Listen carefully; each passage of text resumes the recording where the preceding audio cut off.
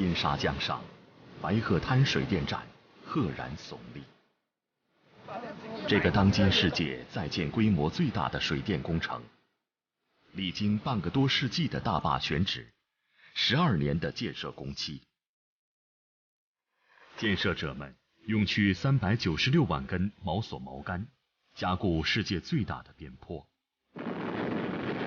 耗费近4万吨的炸药，开凿世界最长的工程隧洞，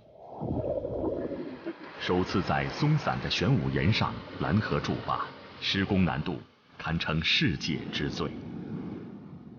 所有努力都是为了实现几代人的梦想，而力量和底气都源自于三峡工程。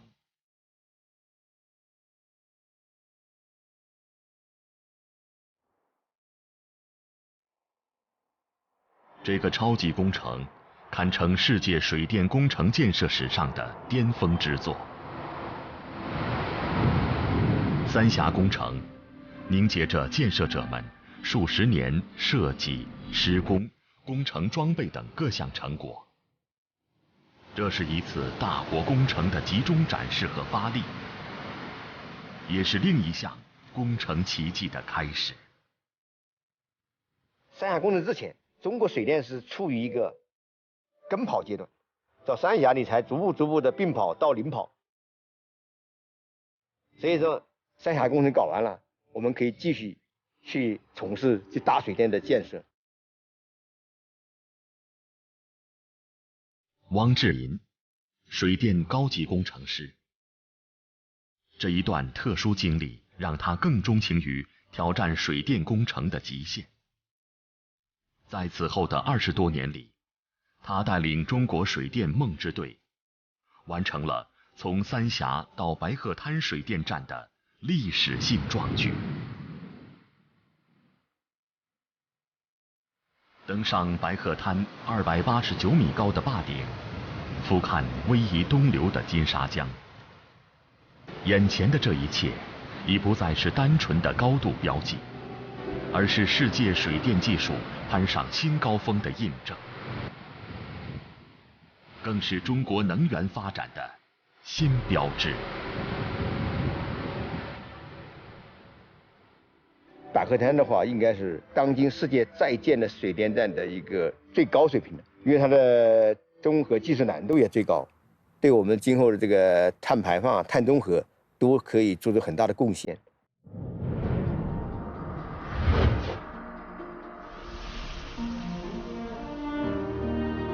建成后的白鹤滩水电站，它与上游的乌东德、下游的西洛渡、向家坝组成4级巨型水电站，强大的装机容量是三峡工程的2倍。从此，金沙江下游768公里河段，它所蕴含的水资源将为西电东送源源不竭地注入能量。白鹤滩乌东德工程呢，作为国家新时代的重大工程，已经成为长江经济带高质量发展的重要基础保障，极大地改善了当代和未来的可持续发展空间，巩固了世界水电发展引领者的地位。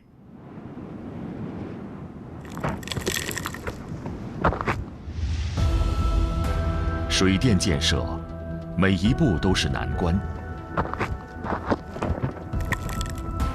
白鹤滩复杂的地质结构、恶劣的自然环境、陡峭的干热河谷，建造难度极高的双曲特高拱坝，工程建设者们先后攻克了40多项世界级难题。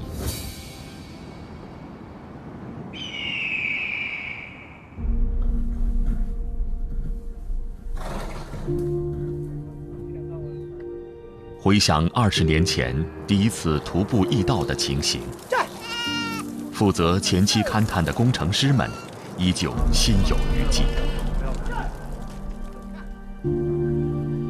金沙江畔，陡峭的白鹤驿道，这条让人揪心的山路，仅仅是水电工程师们需要闯过的险关之一。站在这个马道上看江水啊，看不了多久头就晕了，所以不敢看江水，这是一个第二个感受。我们走在上面最担心的就是这个，最可怕的就是这个，就走的时候一不小心就是脚底打滑，再看到下面的这个都是汹涌澎湃的江水，心里是发毛的。这条垂直落差近1000米的白鹤驿道，最窄的地方不足1米宽，仅容1人侧身而过。脚边是绝壑千尺，头顶不时有碎石坠落。走在驿道上的每一步，都需要格外小心谨慎。头顶上呢，小石头比较多，比较碎，甚至鸟飞过，石头也要掉下来的。那走的最窄的路，就是2只手要扣住这个突出的这个岩块，整个身体贴牢这个岩壁，这么爬过去，感觉到这里是高山峡谷，能够造出一个规模宏大的大坝。然而，这样奇险的勘探路，却也是通往他们梦想的路。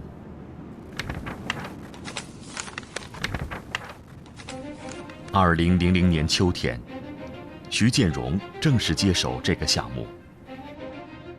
他和团队需要在20多年的时间里，经过多阶段论证，画出数十万张设计图稿，写出上千份研究报告，从地质勘察、电站位置、大坝形状、电厂设计安装等数百项工程设计，这似乎是不可能完成的任务。有压力啊！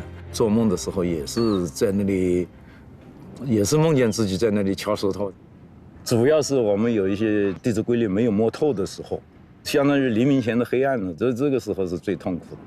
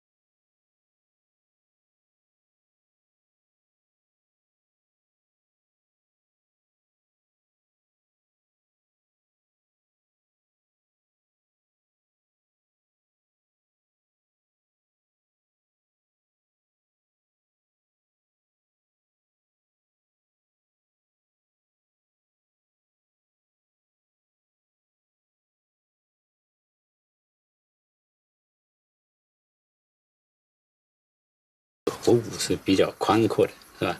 它的是流向是由南向北，就是正北的流向。这个上坝子的这个右岸，这座水电站的建设构想，早在上世纪50年代末就提出，并在90年代初列入长江流域综合利用规划报告中。从上游的三滩到下游的白鹤滩，在这条5公里的河段，设计团队需要通过对地质条件、建坝条件、泄洪和环境等因素综合勘探评估后，最终确定坝址和坝型。三滩，金沙江中下游少有的开阔河段。那么我们到这个地方看了以后，就是第一个感受就是河谷相对比较开阔的话，适合布置比较规模巨大的泄洪建筑物。那么所以说它单纯从建坝条件来说，三滩坝子做土石坝还是比较合适的。土石坝是指由泥土、石料等材料填筑而成的水坝。现今的堆石碾压技法，与2000多年前李冰父子修建都江堰的营造法式有异曲同工之妙。土石坝呢，就是用当地材料做成的坝。那么这种坝呢，在世界上300米以上的坝也有建造的先例了。沙眼、泥眼，现在风化了以后，这个岩体的质量是吧？这比较差，这一敲都碎了，所以说它的这个地下厂房呢，危险稳定问题。两岸地下厂房呢都布置在这个山体内部，左岸呢是地下厂房在玄武岩里边，右岸的地下厂房呢主要是在沙泥岩里边。倘若在这里拦河筑坝，工程师们还要对地质进行深入细致的勘察。从上千米的山体取岩心，唐明发他们发现这里并非筑坝的理想之地。我们的地下这个厂房，包括输水系统，一定要放在砂岩加泥岩这一套很软弱的、这个很不均匀的这个岩体里面。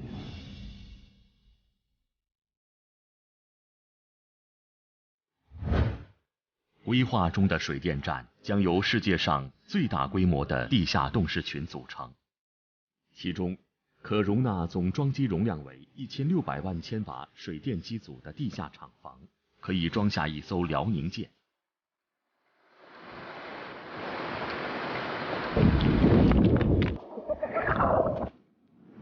经初步推算，山体最大挖空率高达37%以上。如此超大的空间，需要坚实的岩壁支撑，而三滩疏松的砂岩显然经不住这样的重压。翻越高山峻岭，工程师们继续向下游挺进。距离三滩1.5公里处，有一段狭长河谷。滔滔江水涌入狭窄深谷，汇聚成强大水势能。选址历时20多年，未来水电站的宏大蓝图已被清晰勾画。河道顺直，河谷狭窄，两岸山体雄厚，那么这种峡谷地形非常适合修建双丘拱坝。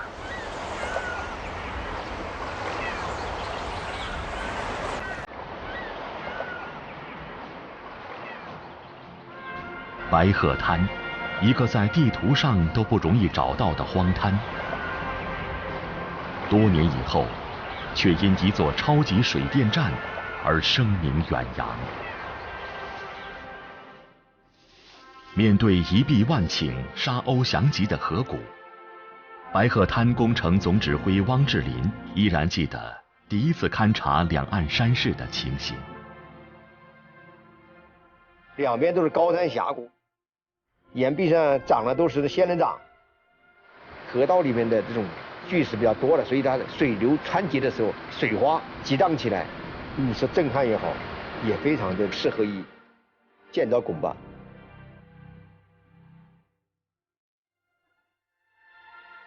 当白鹤滩的经纬度被精准地标注在大坝设计图上时，一个持续了半个多世纪的设计蓝图终于呈现。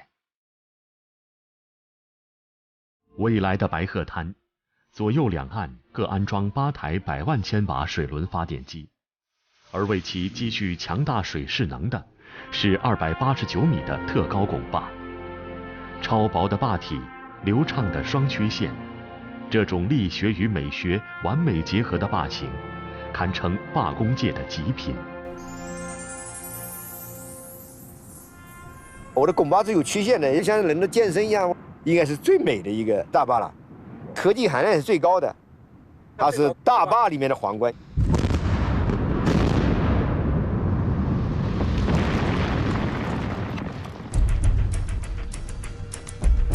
2010年10月，白鹤滩水电站前期工程正式破土动工。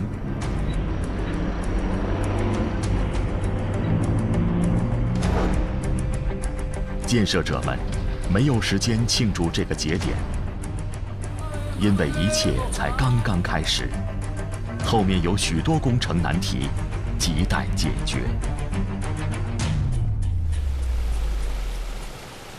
这个江边的路不行，整个这条路都塌掉了。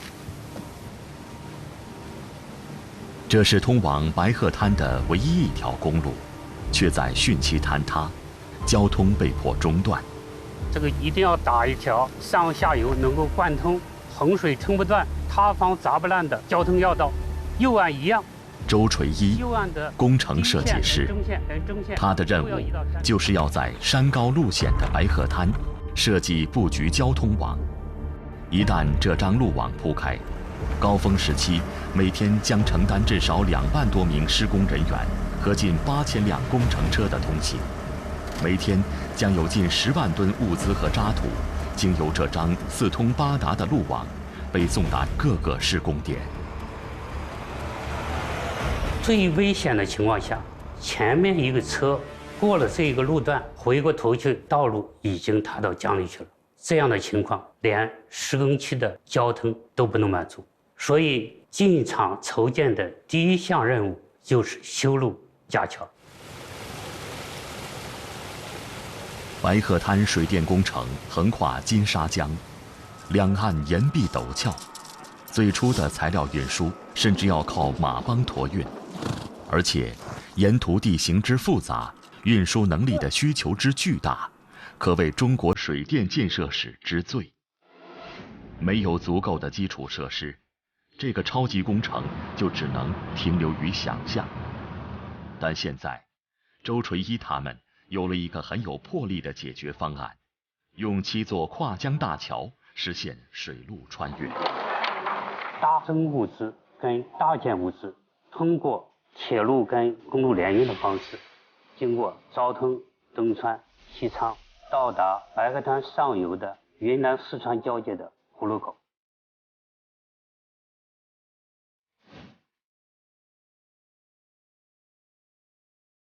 逢山开路，遇水架桥。2016年，奔腾的金沙江上，白鹤滩大桥横空出世。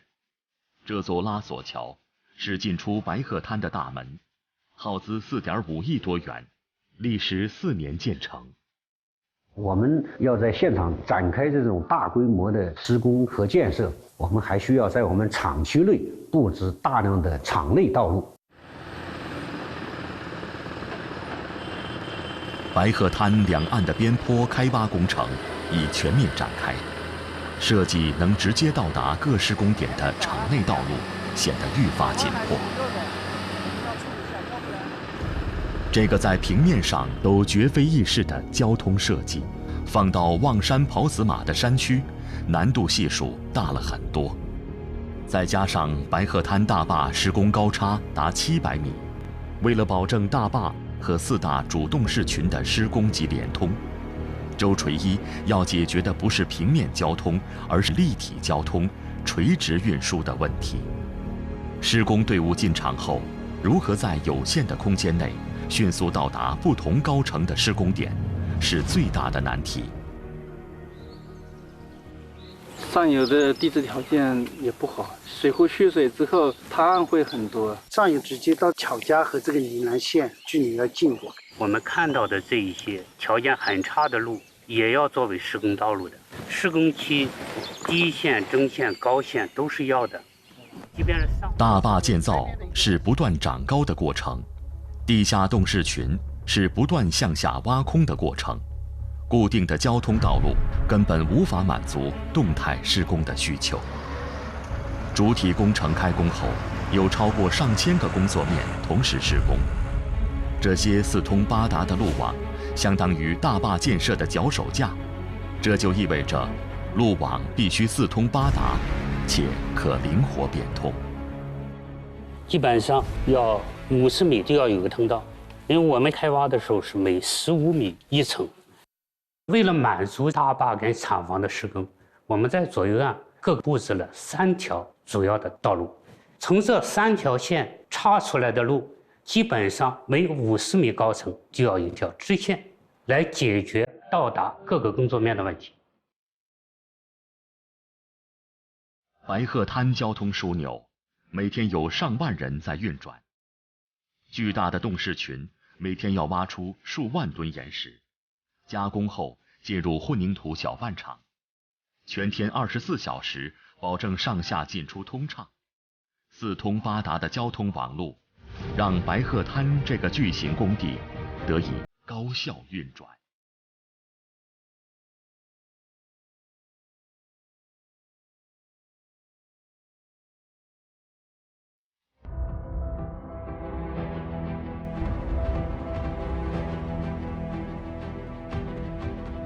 天堑变通途，几万名水电建设者满怀激情去实现宏伟梦想。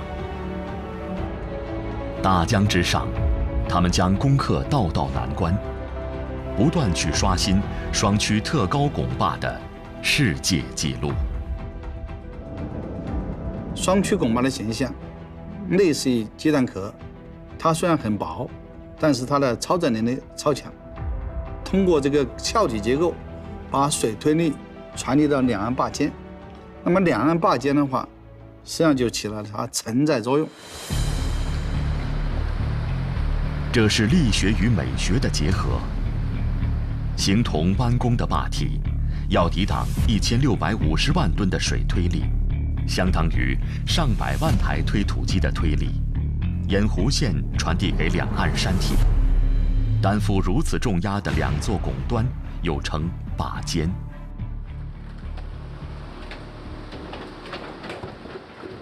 早上8点，工人们登上右岸边坡，他们的任务是为窄长的坝间做基础工作。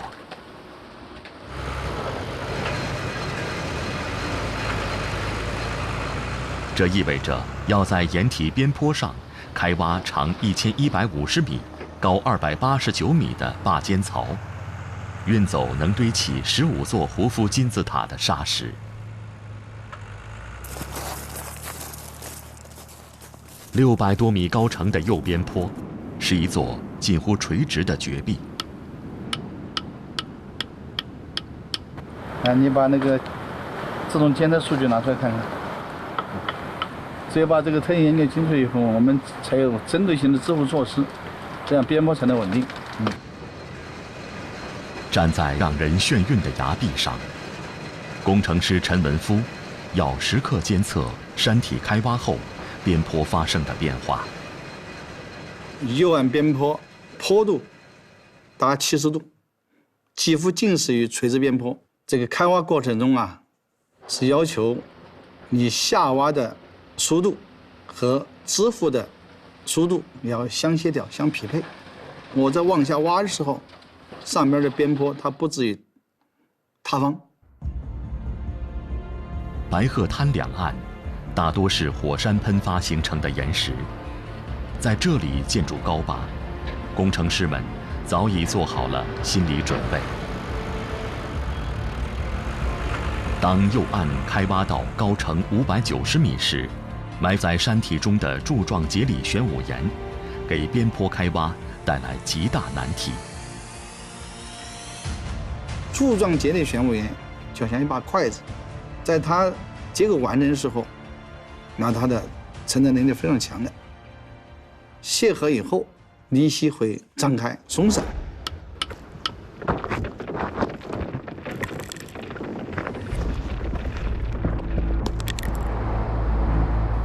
玄武岩是2.5亿年前火山喷发形成。对于所有希望在火山岩河谷筑坝的工程师来说，松弛易碎的岩石是噩梦般的存在。固定柱状节理玄武岩极为困难，时间不等人，坝间基坑还有一半要开挖，工程师们需要马上拿出解决办法。如果这个支护完不成的话，相当于我们整个边坡你开挖完了之后，相当于对它卸合了。你卸合之后，如果不把支护补强上去的话，这个边坡很有可能会失稳，它的稳定性遭到破坏，边坡会垮塌。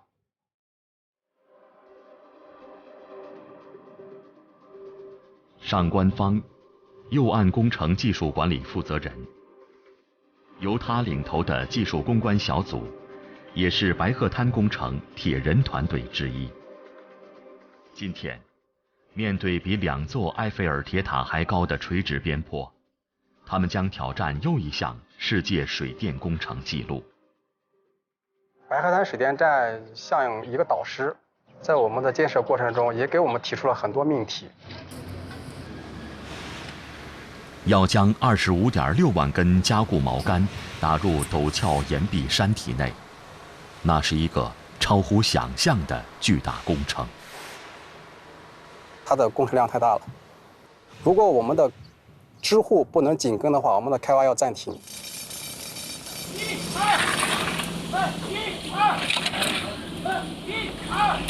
不久，一个快速有效的支护加固方案被提出来了。打入玄武岩层的锚杆，通过外部拉力，将棱角分明的柱状节理玄武岩串联成一个整体。被锚固起来的松散岩层，经过高压注浆后，便形成了稳固的岩石带。这是工程界首次挑战复杂的柱状节理玄武岩，用先进的理念和技术加固陡峭的高边坡。面对复杂的施工环境和严苛的工程要求，上官方他们还将面临技术挑战的压力。在这个工作之中面临的压力，我觉得这是一个常态。大坝是背负水压力的，我们也要背负压力。在背负压力的情况下，还能够高效的运行。施工区200多公里路网已经勾画出来，公共路网将迷宫般的地下通道连接起来，山巅谷底将不再无路可达。然而，这个立体交通网施工难度也同时摆在了平面图纸上。在同一座山体里，横七竖八的交通隧洞就有超过150条。那么，究竟按什么顺序开挖？施工中会不会有堵点？不经过验证，谁也没法给出保证。白鹤滩有1个亿的开挖量，你说干这里，另外一个说是我要先干这里，我们要通过计算机把这个过程模拟出来，告诉各个单位这样做是最合理的。所以这里的问题主要是这2座桥的问题，恐怕2座桥还不够。周垂一和于旭荣正在进行交通仿真实验。这个系统可以把影响道路通行的参数进行动态计算，让交通路网在设计阶段就进行实际验证。交通工程的发展，比如说道路的标准、宽度、转弯半径、车速，我们在上游开始时布置了2座索桥，通过我们的仿真发现，这个地方排队最多要排80辆车子，最后在上游又加了1座桥，解决了这个交通拥堵问题。导流洞的施工制动也要从这里出去，这里好像可以转到5号洞吧，5号洞到这边上去。地下洞式的施工，这些隧洞不仅仅是跑车的交通洞，还有排水洞、通风洞、引水隧洞等等。在施工推进的时候，要同步考虑很多因素。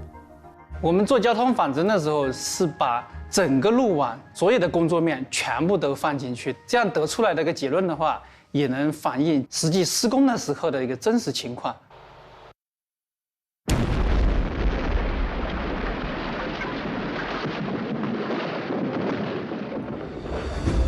通达的交通路网是基本，绿色安全则是设计者们下一步细化的目标。让爆破的烟尘、汽车的尾气排出洞外，把新鲜的空气引入主要工作面。白鹤滩地下施工中设计了无数条这样的通风洞，这些通道就像是整个地下工程的呼吸系统，为洞室开挖营造了一个绿色环境。掌这边的通风条件很差，采用这种单一的压风方式，是不是能解决问题？效果不是很理想。朱总，我们现在整个厂内隧洞的通风布置已经没有办法再增加风管跟风机了，已经做到极限了。我们选用的风机、风管从设备角度已经做到最先进了，但是三峡公司它的理念认为还不能满足要求。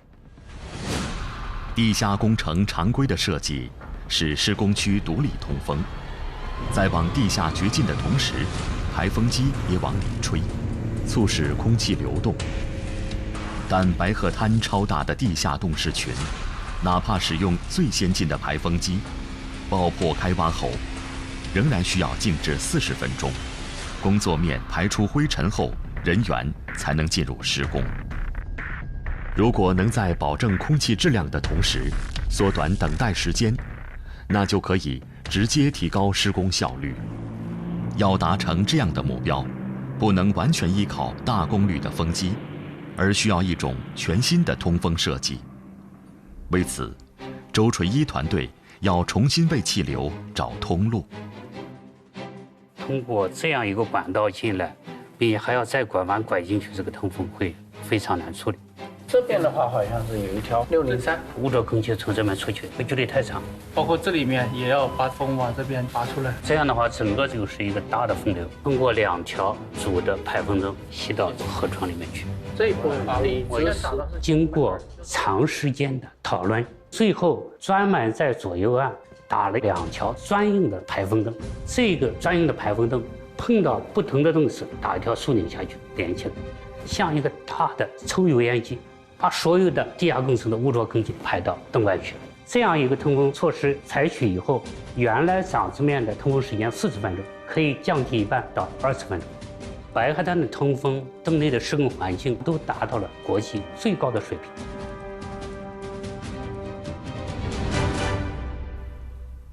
白鹤滩山体的3维模拟动画上，周垂一标注出的数百条交通隧道，看起来繁杂无序如迷宫，但在他心中却条条分明。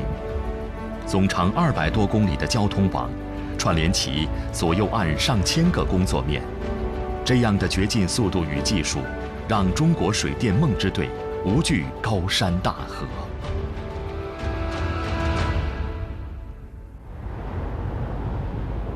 数以百计的车辆正沿着工程隧道驶入深险的谷底。坝基的加固工程即将破水动工。未来289米的双曲特高拱坝，将以倒金字塔的形式嵌入 V 字形山谷。这座上宽下窄的庞然大物，坝体底部要承受2000多万吨的重压，也就是手掌大小的面积上，要承受2辆坦克的压力。要让双曲特高拱坝坚实稳固，浇筑坚固牢靠的坝基是关键。所以说建基面的要求是很高的，它这个能够抗压强度很高，这些都前期我们进行大量的勘探，勘探弄清楚了以后，我们对这些地质构造、地质结构都提前进行了处理。先期的坝基勘探，曾让地质工程师们头疼不已。尽管进行了密集的河床探底，可幽深的江底依然是未知世界。大大小小大概打了400滩洞，总长大概在5万米，总感觉到还差一点，差那一层窗户纸没捅破的那一点。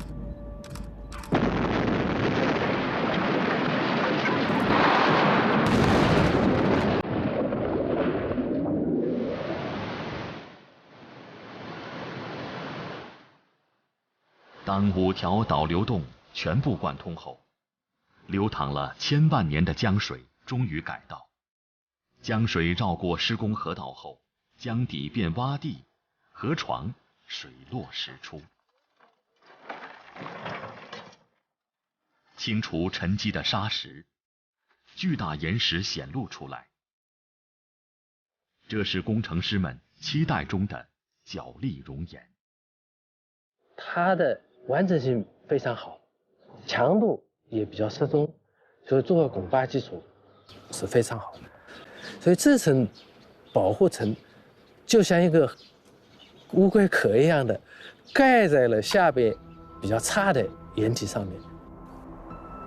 当角力熔岩层打孔注浆后，可以将底部破碎的玄武岩凝固成大坝的基础。在浇筑结实的钢筋混凝土底板后，坝基就坚如磐石了。你看一下，那这个敲上去的声音，这敲的声音也不算有点哑，有点哑，但不算太差。不是哑，但从岩块来说，它是很完整的完整岩体的。一直悬在前期勘探工程师们心里的石头，总算落地了。但另一个棘手的问题，却又摆在了工程总指挥汪志林的面前。那就还要挖40到50米才行。所以说，对我们现在非常关键的就是这层角内熔岩怎么它的完整性继续把它保持好。用作坝基的岩层已被碎岩石覆盖，需要爆破清除，但同时不能损坏底部基岩。如果把这角内熔岩层破坏了以后，我们这个基础还要再挖深40米，可能还不能满足我建坝基的要求。所以说，这角内熔岩层是必须保护的。这是一次只能成功不许失败的清障爆破。工程师们要绞尽脑汁，让基岩避开5528吨炸药的冲击。这个当量的爆破足以削平整座山头。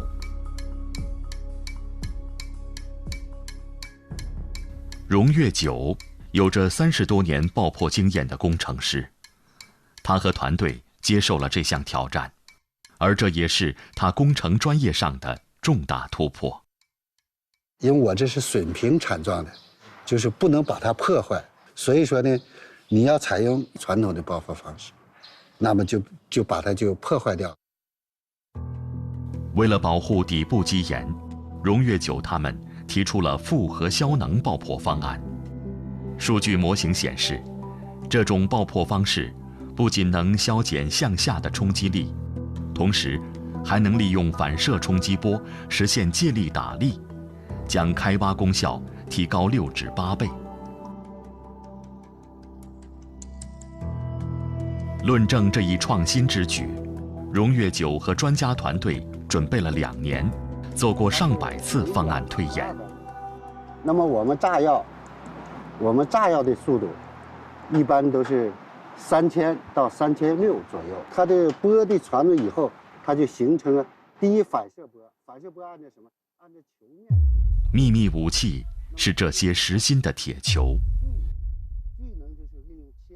消聚能爆破的最重要的就是这个铁球件，这个铁球件它是起到什么呢？就消能是保护底部，聚能呢就是爆破这个波，通过这个球以后它会形成反射，它就起到这么一个作用。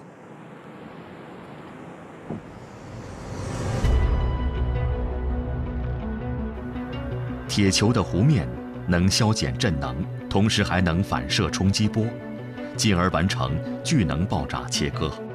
这种既能消能、聚能，又能一爆成型的复合爆破，简直就是为白鹤滩这样的超大工程量身定制的。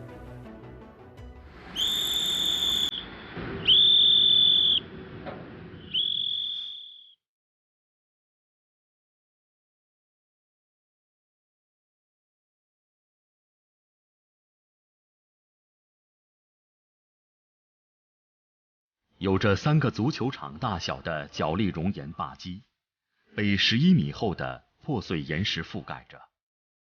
复合消能爆破的实战应用还将面临考验。现在是第一次警报已经那个了。2万枚铁球，2万发电子雷管，成功与否，在此一举。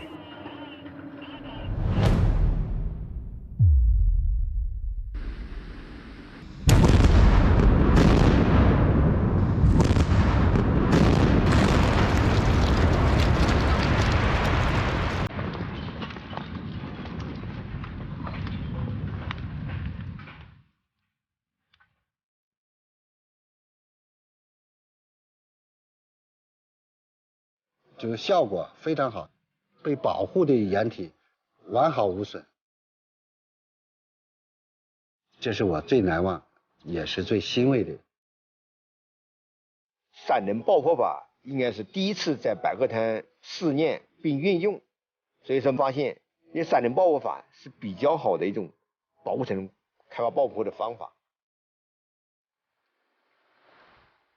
技术创新，中国水电工程师们的智慧与勇气，它再次焕发出撬动山河的力量。白鹤滩右岸险峻陡峭，左岸山势显得舒缓收敛。未来大坝289米高的坝尖，要沿着倾斜山体向内延伸130米。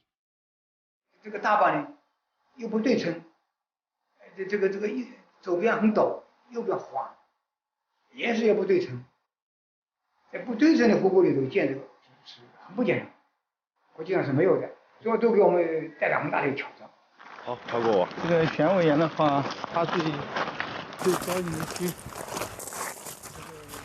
对岸边坡的这个监测情况。在边坡开挖过程中，1200个监测仪已嵌入到山体内部，自动监测的数据自动反馈到传输到我们的电脑里头去，我们随时可以通过手机 APP 来了解围堰的形态。对，那位置32米的位置嘛，就3319的位置，正好3119-1的位置028，知道吧？对，一会儿还在岩石里头，没出漏，不敢再动了。监测手段周密完善，可心中的忐忑却丝毫没有减弱。当边坡开挖到660米高程时，手机应用软件上的一组数据引起了陈文夫他们的特别注意。如果这个张开现象过大，将来我们在大坝修建以后，必然会产生变形，所以我们控制旋尾岩的变形不能超过2公分。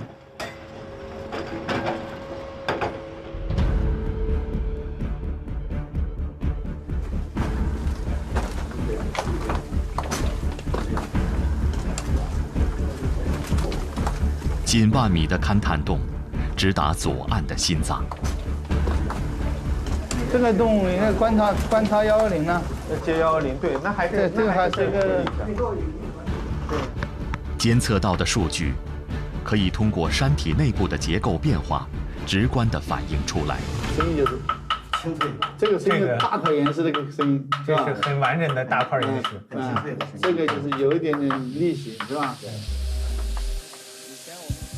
岩石表面有地下水渗出，岩缝中的沙石也开始脱落。种种迹象表明，山体内部的岩石断层泄荷减压后出现轻微的移位。它是后期形成的，是吧？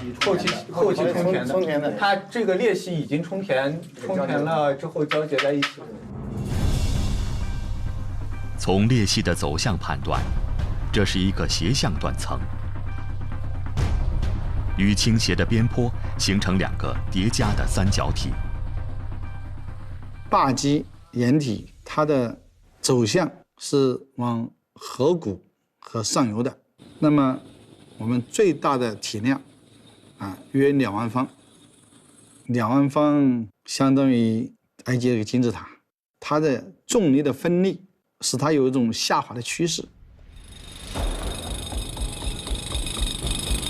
显然，坝尖的深层开挖已接触到了错动带。外观平缓的左岸，实际的工程难度已超出陈文夫他们的想象。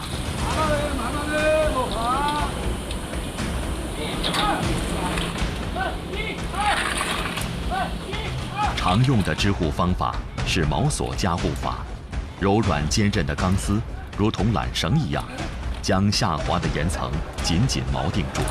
来，下来！这一边坡加固技术，在一些大型水电工程中已经积累了很多经验。可是，要阻止与胡夫金字塔同等体量的边坡下滑，并牢牢稳固住，这样的工程难度极高。我们像白鹤滩这种300米级的特高拱坝，实际上因为它并不是一个简单的线性的叠加，并不是说300米就比200米多了那么一块儿，而是说它的所有面临的问题都会呈几何级数的增加。智能化正成为这个超级工程的核心技术。这些30岁出头的年轻人，通过模型计算，将平面图纸无法表现的空间和力学关系，都一一呈现出来。今天的岩土工程，已经越来越有科技含量。100多万平方米的边坡，就像被罩上巨大的防护网。开挖的边坡数据接入终端后，周梦夏他们通过电脑数据控制着锚索支护的数量和强度。我们做了一个数字边坡系统，我们把最新的这些信息化，包括物联网啊、信息化呀这些的技术，全部运用到在我们的工程里。技术、装备、人才，这是制造大国工程的实力和底气。历时6年，工程技术人员用35万根锚索锚杆，完成了两岸不对称山体和复杂地质的加固支护，为231.3万平方米的边坡披上了坚不可摧的铠甲。大坝浇筑即将开始。工程界有一种说法叫做上天容易入地难，那么我们只能说是做出了往前探索了一步。实际上对于白鹤滩，对于我们来说就是2个字：成长。工程继续推进，年轻一代工程师们也将探索更多未知领域。这么高陡边坡，我们整个右岸边坡700米，当时的开挖现场感觉上就是非常的震撼也好，也非常的危险。所以说在这个岗位上呢，你必须接受这个挑战。夜晚，工地灯火通明，超现实的基建场面是人类星球上又一奇绝景观。白鹤滩工程，世界在建规模最大、技术难度最高的水电工程。建设者们首次挑战地质复杂的玄武岩山体，他们用先进技术平衡大自然的力量，而这仅仅是开始。工程远未结束，未来世界筑坝的极限高度将在这里被重新刷新。